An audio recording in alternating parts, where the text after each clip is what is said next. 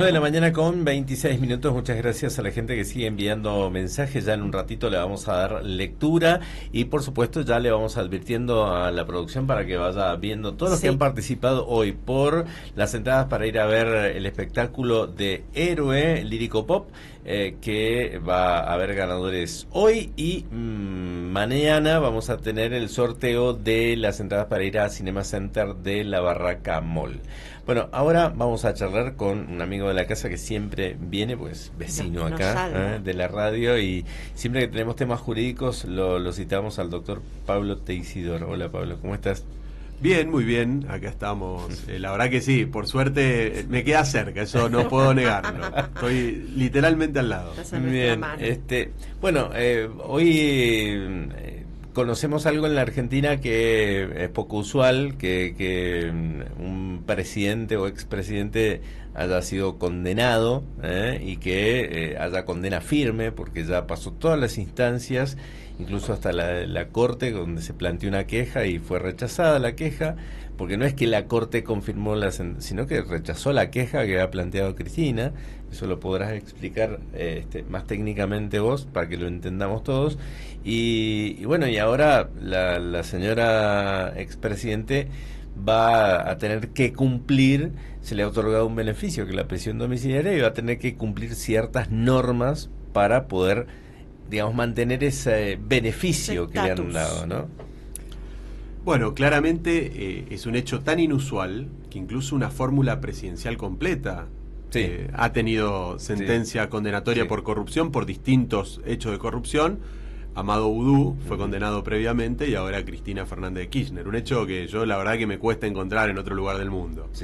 De lo cual no podemos estar o enorgullecernos de eso, porque realmente es un hecho lamentable. Y es un gobierno que se votó democráticamente. Lógicamente. Entonces es creo que algo que nos tiene que poner tristes, que no nos puede alegrar ni nos puede generar ningún morbo, sino solamente reflexión y esperar que esto no vuelva a ocurrir.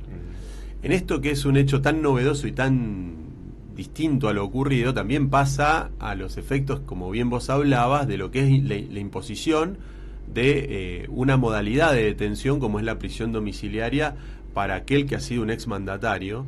Y en eso es que, como bien decía, se ha resuelto el día de ayer, luego del dictamen fiscal y de manera hasta anticipada también, un poco marcando esta tendencia que la Corte llevó al momento de rechazar la queja, de decir, mira, nosotros, la justicia, no nos entrometemos en las cuestiones políticas, no nos importan si se hacen marchas o si hay un año electoral o lo que fuere. Cuando hay que resolver las cosas, las vamos a resolver y nos vamos a sacar, digamos, los expedientes de encima según mérito y conveniencia. Claro. Porque esto es un poco el mensaje de la Corte, en haber, dentro de algo más de 40 días hábiles, haber resuelto una causa que se veía en principio como complicada y que había especulaciones de muchos sectores con que iba a transcurrir el acto eleccionario de medio término sin que esta resolución saliera a la luz. Bueno, obviamente eso no fue lo que ocurrió, y de la misma manera el Tribunal Oral Federal número 2 no esperó a la manifestación del día de la fecha y a que concurriera de manera personal a notificarse de las condiciones de detención la doctora Cristina Fernández de Kirchner, sino por el contrario, anticipó la resolución y le otorgó la prisión domiciliaria conforme lo que había solicitado la defensa de Cristina. ¿Por qué hago en contra de la opinión de los fiscales, ¿no? En contra de la opinión de los fiscales y de conformidad a lo pedido por la defensa, salvo con algunas excepciones. ¿Por qué? Porque es la defensa de Cristina quien pide que Cristina no se presente a Comodoro Pi y sea notificada por medios electrónicos para evitar esa situación que generaba algún morbo, valga la redundancia que dije la palabra recién, de verla a Cristina en una alcaldía dentro de... Esposada y todo eso. ¿Esposado o no? Porque una persona de más de 70 años de sexo femenino, ¿qué situación de vulnerabilidad puede hacer para una custodia penitenciaria o policial? Ninguna. Entonces no hubiera estado justificado probablemente llevarla esposada. Tenemos que pensar de que las penas privativas de la libertad y todos estos actos no son castigos. No es que subsumimos a la persona, en vez de apedrearla en vía pública, como pasó en algún momento en la humanidad, la metemos presa. O sea, el castigo no es tal. O sea, el fundamento de la prisión tiene que ver más con la condición de que no se cometan nuevos delitos y la reinserción social, más allá de que en estricto rigor esto ha fracasado y hoy claramente se trata de un castigo, pero filosóficamente no lo es. Entonces, si nosotros vamos y analizamos qué es lo que hace el Tribunal Oral Federal número 2 para decir, aplicando las reglas de Van Gogh o las reglas de Mandela sobre las condiciones mínimas de trato para las personas que están sujetas a un proceso penitenciario, hay que preservar la dignidad de las personas, entre otros principios. Eso es parte de nuestra Constitución, incorporado por el artículo 75, inciso 22 de la Carta Magna. Entonces, en ese sentido, creo que ha sido acertada la labor de los jueces en quitarle todas esas connotaciones que pudieran generar esa empatía o antipatía según el lado de la vereda que se encuentren las personas que quieren opinar al respecto, y ha tomado una decisión que es justa. Es una persona que tiene más de 70 años, que tiene la vulnerabilidad propia del género. Yo creo que a lo largo y a lo ancho de la Argentina tiene que haber muy pocas mujeres detenidas de más de 70 años en un penal común.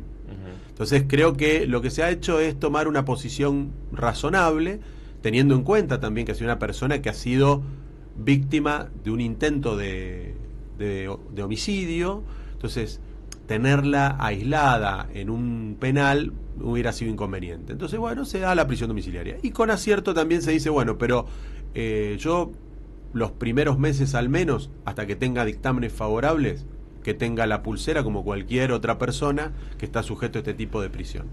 O sea, creo que ha sido acertado. ¿Qué puede pasar con los otros casos, no? O sea, porque evidentemente se van a ir, bueno, en noviembre creo que está lo de los cuadernos, todos estos casos que ella tiene, ¿pueden engrosar la condena? ¿Se pueden unir? ¿Cómo viene esto? Porque hay muchos dimes y diretes y claro, realmente no queda nada. ¿Puede hacerse una sola causa? ¿Puede sumársele años?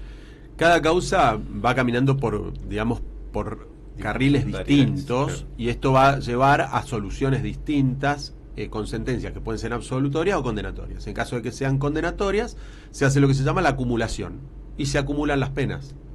¿Sí? Se hace un cálculo y se acumulan y se van sumando años a los ya condenados. O sea, nosotros ya tenemos una condena firme a 6 años de prisión. Esa condena tiene una adicional, digámoslo así, para que la gente lo entienda, que esto fue sumado por una ley posterior a la reforma de la Constitución del 94, y con el sentido de que las personas que vulneran algún tipo de delitos no puedan ocupar cargos públicos, se hizo más que nada en lo que fue la dictadura militar y las personas que participaron de ese proceso tan nefasto para la Argentina, que no volvieran a ocupar cargos públicos. Es lo que ha ocurrido. Una persona que comete un delito grave en contra del Estado, conforme incluso el artículo 36 de la Constitución Nacional, no puede ejercer de nuevo cargos públicos. Eso ya está determinado y está inalterable, y uno de los morbos y de las, disputas ideológicas que hay era también sobre el indulto.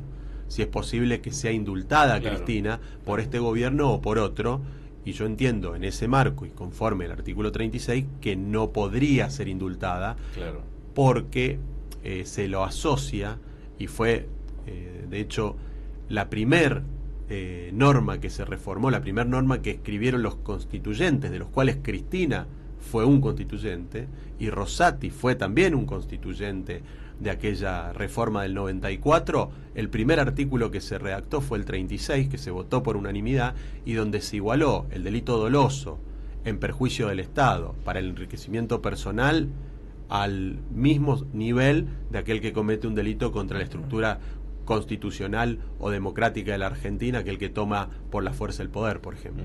Entonces los iguala e interpreta que esas personas están equiparadas a los máximos traidores de la nación, y por tal motivo no pueden recibir ni conmutación de penas ni indultos.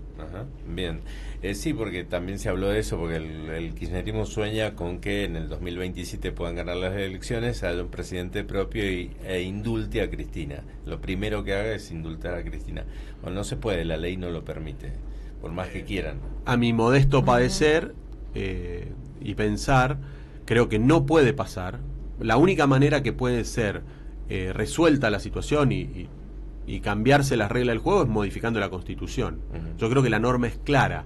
Si bien hay quienes están tratando de disgregar la norma y tomar de manera separada cada párrafo del artículo 36, yo lo veo como un todo e interpreto que la norma es muy clara y la discusión de los constituyentes al respecto avala esta solución. Y de hecho existe un fallo, ¿sí?, de la Cámara Federal de La Plata, en la Sala 2, que iguala por el 36 a los delitos de corrupción aquellos delitos imprescriptibles como de lesa humanidad, que es una manera de interpretar de la misma forma, claro, digamos, este artículo. Entonces creo que existe hoy la jurisprudencia que hay y la interpretación razonable y articulada de la Constitución hacen imposible que una persona que comete un delito doloso en contra del Estado pueda hacer ingresar en las facultades que tiene un presidente conforme el 99 inciso 5 de indultar o conmutar penas. Bien. Respecto de la situación de prisión domiciliaria, ella no dice expresamente que no pueda salir al balcón, pero no puede alterar el orden público del lugar, ¿no? Entonces, por ende, no puede salir al balcón implícitamente. Ahí yo escuchaba las declaraciones, por ejemplo, de Mayra Mendoza, sí, la intendenta de Quilmes, que es una persona muy referente, sí, del kirchnerismo y muy cercana a Cristina, que lo hablaba en términos coloquiales y de manera directa, como diciendo ya se acabó lo del balcón. Pero el mensaje en realidad no es que dicen no puede salir al balcón porque el balcón es parte de su domicilio, así como un preso dentro de un penal común tiene momentos de recreación, que sale a un patio a ver el sol, de la misma manera tiene el mismo derecho una persona que está detenida en prisión domiciliaria, si tiene un patio, poder ir al patio, incluso si tiene una piscina, poderse meter en ella. Cristina puede salir al balcón. La inteligencia de la norma que le ha impuesto en las condiciones de esta prisión domiciliaria el Tribunal Oral Federal número 2 es siempre y cuando no altere el orden y la paz de la comunidad que circunda este lugar de detención, porque de esa manera, si perturba, ya las condiciones de detención hay que variarlas. Entonces, pierde los beneficios que tiene. Exactamente, cada 3 meses se va a hacer un control. Entonces, anticipándose a esto y evitando que se pueda venir un dictamen negativo respecto de las condiciones de detención que impliquen que la tengan que mudar a otro lugar o que directamente decidan mandarla a un penal común, es que ya se anticipan las personas cercanas a Cristina avisándole, digamos, a la gente que que acampar en la zona, que poner un puesto de choripanes no va a ser una solución que pueda beneficiar a Cristina, ni mucho menos. Exactamente. Ahora, ella puede hacer streaming, puede publicar en redes sociales, puede seguir haciendo todo eso. En principio no tiene ninguna manda dentro de lo que es la resolución que dictaminó su prisión domiciliaria que no le permita hacer un desarrollo, por ejemplo, hasta una nota periodística. Sí se le ha impuesto de manera importante que solamente y que en 48 horas tiene que informar a las personas que van a ingresar a su domicilio, que tienen que ser sus familiares cercanos, sus custodios, los médicos, sus abogados, y que el resto de las personas tienen que pedir permiso. Entonces, en este caso, le hace una restricción al respecto. Pero manejarse en redes sociales y todo lo demás no ha sido, por ahora, algo que se le haya impuesto como una situación negativa. Pablo, a ver, la última mía, y haciendo un raconto, son 17 años que han pasado, son 3.000 kilos de pruebas, ¿sí? Son 3 toneladas de pruebas. Son años de espera, gente que ha pasado como testigo arrepentido, bueno, todas las pruebas que hay. ¿Crees que la justicia actuó en tiempo y forma? ¿Se demoró mucho? ¿Que es un cierto privilegio por su figura? Que pudo dilatar todo este proceso, que a un ciudadano de a pie se lo hubiera condenado mucho antes. ¿Qué conclusión puedes sacar de todo este proceso que nos ha tenido, como nos tiene a los argentinos hasta hoy? Bueno, creo que tratando de hacer un panorama general respecto de lo que ha sido este proceso judicial, uno no puede olvidarse de las personas involucradas en el proceso, de la complejidad que implica cualquier causa de corrupción, tanto acá como en cualquier otro lugar del mundo. Las causas de corrupción suelen ser muy complejas de llevar adelante, teniendo en cuenta que habían direccionamientos de 51 obras y solo se analizaron con precisión y se pudieron, digamos, ver en lo fino 5. O sea, para ver lo voluminoso que puede resultar un expediente de esta naturaleza. Entonces, creo que los tiempos son relativos. Yo creo que no podemos igualar este tipo de causas a las causas de las personas de a pie. Creo que sería un error considerar que el juzgamiento de un proceso de esta naturaleza puede equipararse al, no sé, al que una persona comete un delito, un ilícito común, por ejemplo, entra y roba un kiosco en un barrio. Creo que son cosas totalmente distintas. Pero y no obviamente, por la investidura, sino frente a otro caso parecido, porque ha habido casos también. Quería preguntar, porque ahora la deuda por todo esto tienen que resarcir al Estado por el desfalco cometido, son 500 millones de dólares entre todos los implicados en la causa. Si esto no lo llegaran a ser efectivo, ¿qué consecuencias hay? Lo que pasa es que si no hay patrimonio por parte de las personas que resultaron condenadas para hacer frente a la deuda que hoy, por la sentencia firme, tienen contra el Estado, se rematará e incautará lo que sea posible y el resto, esa deuda quedará incobrable y las personas quedarán inhibidas respecto de la posibilidad de incorporar o bueno, obviamente la salida viene de su patrimonio. Claro. Pero lamentablemente... Claro, si incorporan algún bien y automáticamente queda confiscado. Claro, en el caso de que recibieran una herencia o lo que fuera, inmediatamente va a quedar incautado. Ajá. Pero lamentablemente, bueno, yo creo que también eso, si uno hace una investigación, ha habido una situación en estos años también de ir limpiando algo de su patrimonio. Sí, ya ha adelantado herencia, ha hecho distintos que eso también traspasos de bienes. ¿Se pueden ir sobre los bienes de los hijos? Porque también se los pasó a los hijos. Sí, es un proceso complejo que debería iniciarse para tratar de revertir si han habido transferencias gratuitas y que han sido a los fines de despejar patrimonio en perjuicio de una sentencia futura, y se puede ir para atrás, declarar la nulidad de esas donaciones e incorporar esos bienes al Estado. Pero ese es un proceso aparte. Bien. Pablo, te agradecemos muchísimo, Pablo, el contacto, estar aquí con nosotros explicando y hablando todo esto. No, por favor, a disposición como siempre. Gracias. Las 9:44, ya nos vamos a la última pausa y ya volvemos con los ganadores y con el final de nuestro programa de hoy. Noticias.